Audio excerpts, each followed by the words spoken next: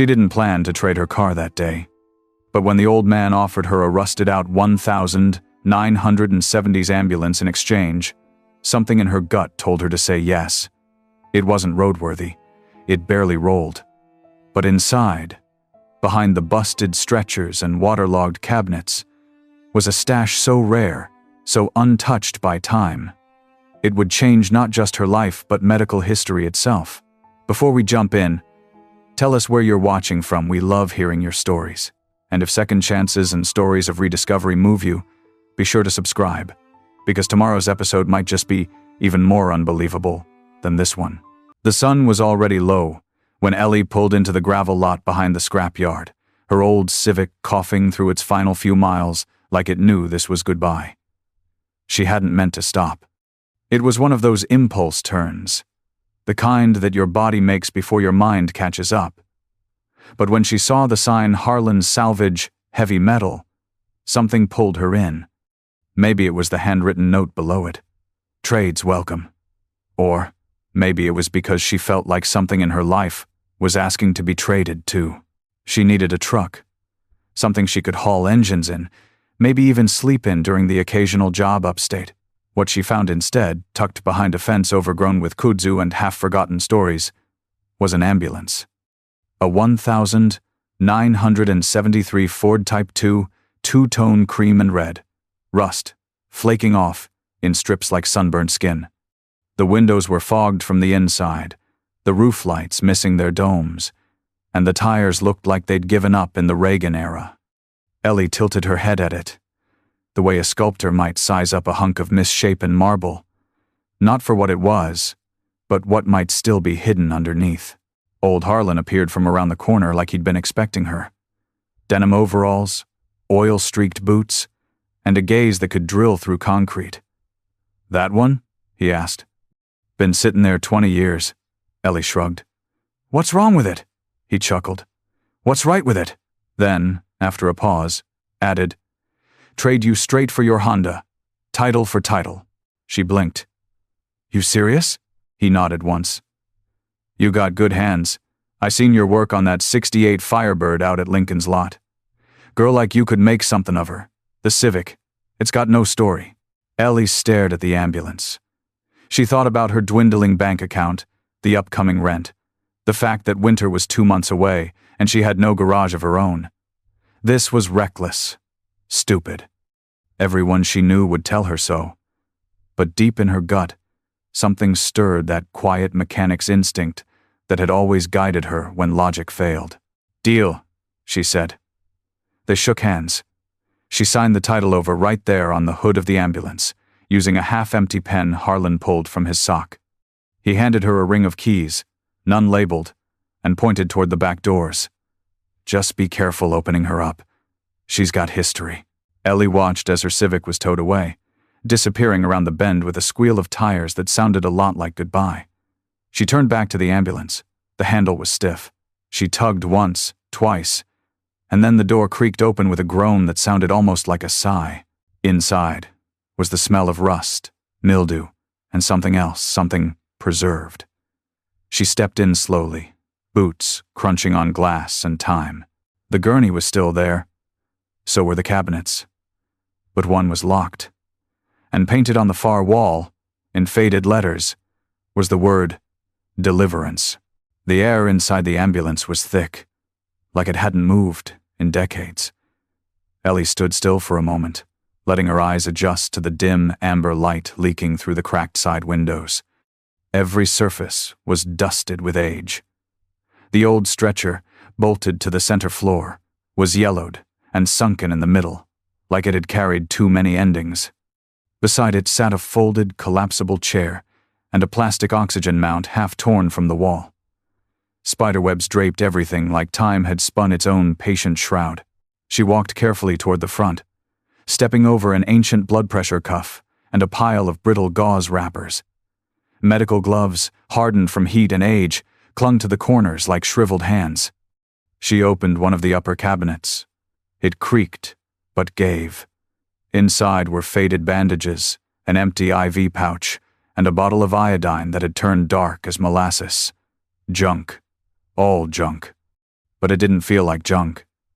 It felt frozen, like someone had walked out mid-shift and never returned. When she got to the locked cabinet, something in her hesitated. It was bolted, above the left rear wheel well, right at chest height, with a brushed steel faceplate and a heavy padlock long since rusted shut. Most of the other compartments had been popped or pried, their contents raided years ago by the usual scrapyard pickers. But this one? It looked untouched. The edges were still sharp. No dents. No pry marks. It was sealed, the way a time capsule is sealed, not to hide junk, but to protect something. Ellie squatted down to examine it, brushing dust off the lock. The key ring Harlan gave her had at least 9 keys. Most were old house keys or ignition types, all with years of use burned into their teeth. She tried the smallest one first. No luck. Then a square brass key that looked like it belonged in a filing cabinet. It turned halfway, then stuck. She pulled it out, tried again, and finally the lock clicked, slow and resistant like it had forgotten how. The door opened with a dull pop of suction, and the smell hit her first. Not rot or decay, but something chemical, preserved. Inside was a tight row of sealed metal tins, each the size of a lunchbox, stacked in 2 layers. Alongside them was a small zippered bag and a leather notebook held shut by a red elastic band. She reached in, her hand trembling without reason, and pulled the notebook out first. It was old but pristine. The leather was soft, the corners rounded by time, but it hadn't absorbed the rot like everything else had. She flipped it open. Inside were pages of neat cursive, all dated from 1981. Shift logs, patient names, emergency routes, notes in the margins. Some pages had blood smears, others had smudged fingerprints.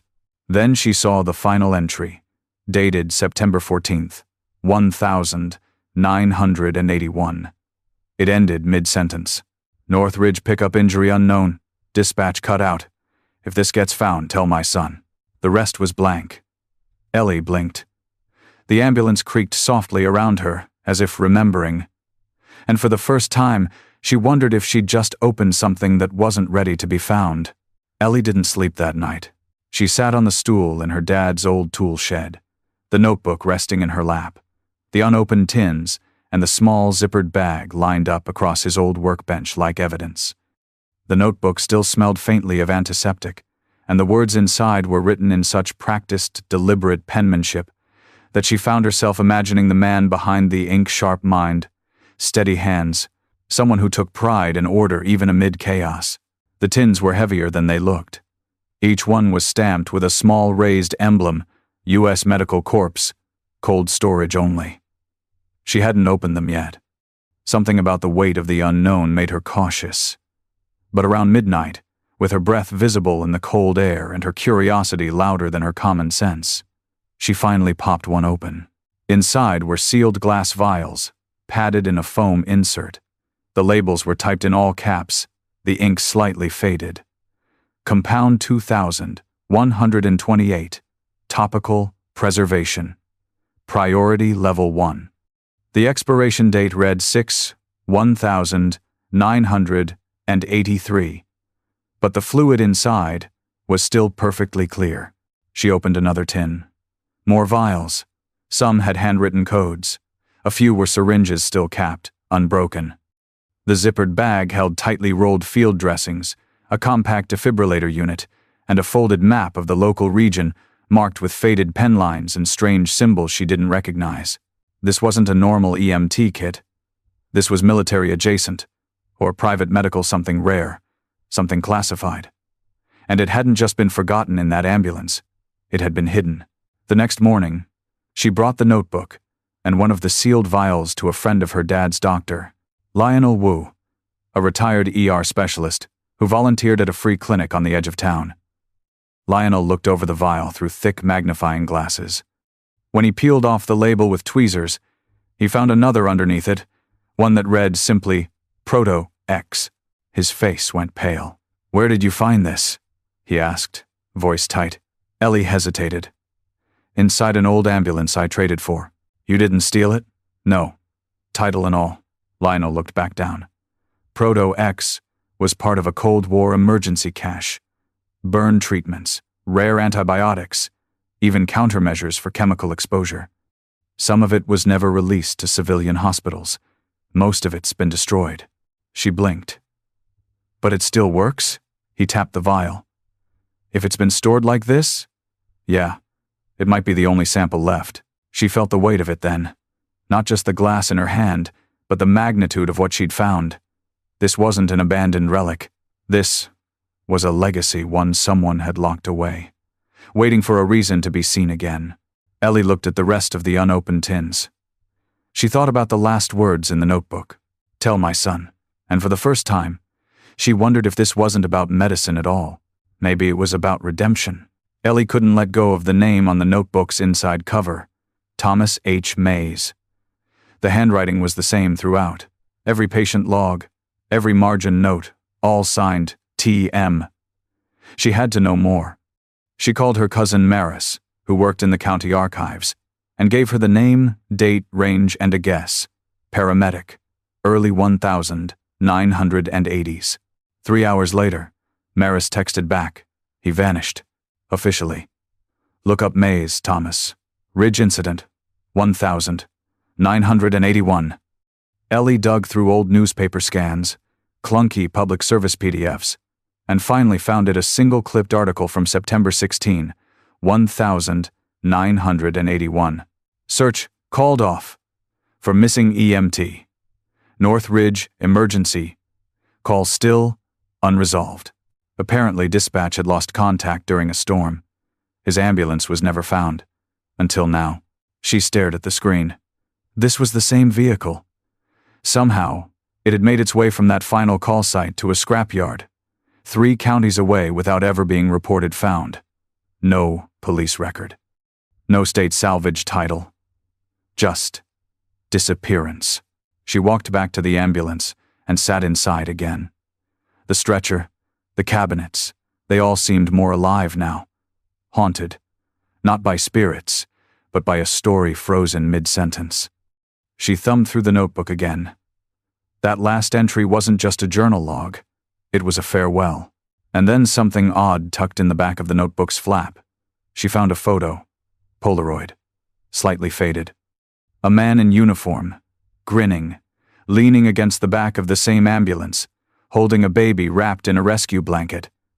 Scrawled on the back in black marker. Delivery complete. 9/14/81. Hope she grows up strong. Ellie traced the man's face. His eyes looked kind, tired, determined. The baby looked barely minutes old. She didn't sleep again that night. Instead, she spread every vial, every document, every page of the notebook across her workbench. Each one told a piece of a puzzle, one that had been hidden for decades. And then she saw it. Tucked into the bottom of the zippered medical bag, a birth certificate, half creased, half water damaged, issued from a hospital that no longer existed. And the child's name, Eliza May Mays. Mays. She froze. The date matched. The child he delivered that day was his daughter. But there was no record of her after that. Just a note written at the top of the birth certificate, in the same careful hand, for her. If I don't make it back. Ellie leaned back, heart pounding. This wasn't just about medicine anymore. She had stumbled into a father's last act and a child's unclaimed legacy. The fridge in Ellie's shop had never held anything more dangerous than expired coffee creamer and leftover Chinese. Now it buzzed softly under the weight of medical miracles. She'd transferred the sealed vials and emergency packs to the fridge's lower shelf, lined with old towels to prevent vibration. It was makeshift, but Lionel said it would hold for now. He visited again, this time with an infrared scanner and a thick research binder. As he tested each container, Ellie paced. What are we even looking at here, Lionel? Preserved antimicrobials. Old trauma treatments. Some of these were thought to be unstable outside cryo, but these. He tapped one with the scanner. These are still viable. Word started to spread. It wasn't intentional. Someone at the clinic mentioned the find, during a supply drop. By the next afternoon, Ellie got 2 calls from people she didn't know. One from a medical tech startup in Raleigh, the other from a man offering a wire transfer in exchange for the entire kit, no questions asked. The calls made her stomach turn. She hadn't touched the checkbook since she left the dealership with the Civic years ago, and now people were offering her $5, $10, even $20,000 for items she didn't fully understand. But her gut screamed no. She kept the ambulance locked, the notebook hidden, and the fridge on a backup generator just in case. That night, Lionel returned with a cooler in his back seat and a young woman in scrubs. Her name was Danny, a nurse working at a free clinic 2 counties over. "You have something we need," she said quietly, pulling up photos on her phone, blistering wounds, 3rd-degree burns, kids coughing blood. "We've tried everything. These drugs could help them, even if it's just a few doses. Please." Ellie opened the fridge and handed her 2 vials. Lionel labeled them carefully and logged their batch numbers. "No profit," he reminded her. "This is about doing right." As they left, Ellie lingered by the fridge, hand resting on the door. She thought about Thomas May's, the notebook, the Polaroid, the hidden note on the birth certificate. This wasn't some treasure chest. It was a trust, something meant to be used, not sold, not hoarded, shared. She turned back to the ambulance. For the first time since the trade, she saw it not as a rusty hunk of metal, but as a vessel, a messenger, and maybe, just maybe, a second chance meant for more than just her. The testing lab was in a strip mall between a dog groomer and a vape shop. Not exactly prestigious, but Lionel trusted the tech running it, a friend named Dr. Sam Park, who'd spent years researching medical preservation techniques for disaster relief NGOs. Ellie watched from across the counter as Sam examined one of the sealed vials. He uncapped it in a sealed chamber, ran a viscosity test, and then a quick spectrometer analysis. When the results came in, he leaned back and exhaled sharply. "This isn't just viable," he said.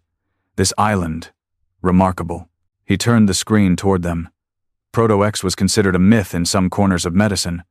Last anyone heard, the project was scrapped in 1982. Too expensive, too radical. These compounds? They were designed to regenerate burn tissue and fight infection before it took hold. No one's made anything like it since. Ellie blinked. "And it still works? It shouldn't, but it does. It's chemically perfect. Whoever packed this knew exactly what they were doing." Sam leaned closer. "How many vials do you have?" 14 sealed, a few loose syringes. His brow furrowed. "That's millions of dollars in research, just sitting in your fridge." That word again. Millions. Later that night, Ellie sat in her shop with the lights off.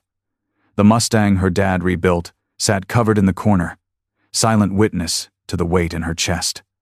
She pulled out the notebook, thumbing past pages she already knew. Every word written by Thomas felt intentional, like he was speaking forward in time to her, to someone, to anyone who could finish what he started. A knock at the door made her jump. She opened it to find a man in a tailored coat, leather gloves, and polished shoes. He didn't introduce himself, just smiled and held out a business card. "We understand you have something valuable. We'd like to help secure it and compensate you fairly." Ellie didn't take the card. "Who's we?" she asked. He smiled wider. "People who believe medicine like this shouldn't be in the hands of amateurs." She stepped back and shut the door. From that moment on, she knew this wasn't just about discovery. It was about protection, about purpose, and maybe about doing something radical with what she'd found, trusting it with people who actually needed it. The knocks came more often after that. Sometimes it was a courier with a confidential proposal. Other times, it was someone claiming to be from a private research group offering 6 figures for exclusive access to the inventory. Once, a clean-cut woman in a government SUV showed up unannounced, asking where Ellie had stored the materials for proper disposal. Ellie started keeping the ambulance locked with a double padlock and moved the vials to a portable fridge she bolted inside the tool cabinet. She stopped answering unknown numbers. She stopped sleeping. But she didn't stop giving. By the end of the week, She'd quietly distributed 3 more vials through Lionel and Danny. A child with sepsis pulled through. A burn victim avoided infection. An old man who'd lost hope in the system cried when Ellie handed him a syringe and said, "This one's on the house." Still, the pressure mounted. Someone left an envelope taped to her shop door, no return address, just 10-0 in cash and a note. For the rest, no questions. One-time offer. Ellie burned it in a coffee can behind the garage. She didn't tell Lionel. Didn't tell anyone. Because she already knew what would happen if this story went public. The ambulance would be seized. The drugs would vanish into some vault. And the people who needed them most, the people Thomas Mays probably died trying to save, would be forgotten. She stared at the photo again. The Polaroid. Him holding that baby girl with the note on the back. Eliza May Mays. Where was she now? That night, Ellie made a decision. If the system wouldn't protect the story, she would. She started scanning every page of the notebook, photographing every vial, inventorying every piece. Not just for herself, but in case she needed to vanish and leave a trail behind. She wasn't just fixing up an ambulance anymore. She was defending a legacy. Words spread not through headlines, not through social media, but through whispered conversations. A burned-out nurse called Danny and begged for a treatment for a vet who'd fallen through the cracks. A pastor from the next town over arrived with a prayer book and an envelope of quarters, all he could offer. Ellie gave him 2 vials and told him to come back if they needed more. She kept no records. There were no signatures, no formal chain of custody, just people helping people. Lionel called it underground medicine, but Ellie called it what it was, redemption. One morning, she opened the back doors of the ambulance and stripped it bare. She tore out the gurney, sanded the floor, rewired the lights, repainted the interior soft white. She turned it into a mobile tribute. Not a shrine, but a living memory. In the back, she framed Thomas's last note and mounted the Polaroid beneath it. The cabinets held photos, printouts of emails from grateful patients, even a "thank you" drawing from a child in crayon. She named it Hope 1. Every Saturday, she drove it to a different town, parked in front of small clinics and schools, and invited people inside. No entry fee. No donation jar. Just a chance to walk through history, and maybe, through that story, understand what it means to give when no one else will. People asked her why she didn't sell the drugs, didn't patent the compounds, didn't cash out. She always gave the same answer. Because it was never mine. Hope 1 became a fixture in the county, part legend, part lifeline. People started donating what they could. A pharmacist gave expired but still effective gloves and bandages. A welder offered to reinforce the frame. A local artist painted a mural on the side, a pair of hands, one older, one younger, reaching for a stethoscope suspended in light. The story caught fire, quietly. Not in headlines, but in hearts. A young woman named Leah stopped by one afternoon, clutching an old backpack and a birth certificate. I think this is me," she whispered. Ellie sat her down, heart thudding. Leah opened the backpack and pulled out the same photo. Ellie had the Polaroid of Thomas and the newborn. "My mom always said she was rescued by an angel in a red ambulance. She died when I was 10. I never knew what she meant. But this matches. The name on her birth certificate. Eliza May Mays." They cried together, silent, stunned, connected by a line neither had seen coming. Ellie gave her the notebook, the original Polaroid, the letter addressed to my son. Leah held them like artifacts, like parts of herself long buried and finally exhumed. For Ellie, it wasn't closure. It was ignition, proof that the past hadn't been lost just waiting. Years passed. The ambulance still ran, thanks to rebuilt parts and volunteer hands. Ellie's garage expanded not with flash or money, but with mission. She hired kids from trade schools, taught single moms how to change brake pads, and hosted Wrench Learn nights every other Friday. She still had the letter from the mystery man offering to buy her out. It sat unopened in a drawer beside the original set of ambulance keys. But Ellie never opened it. She never needed to. The real wealth came every time someone knocked on the back doors of Hope 1 and asked, "Is it true? Can you help?" And she would say, We'll do what we can. Always we, because she knew none of it had happened alone. People still asked her, now in town halls and classrooms, if she regretted it, the trade, the struggle, the decision to say no to the money. Her answer never changed. That ambulance didn't save me money. It saved my purpose. And in every vial, every scar, every grateful letter taped to the ambulance walls, Ellie Baldwin saw what it really meant to believe in something rusted, forgotten, and deeply, deeply worth saving. Because sometimes, a gamble isn't just a trade, it's a calling,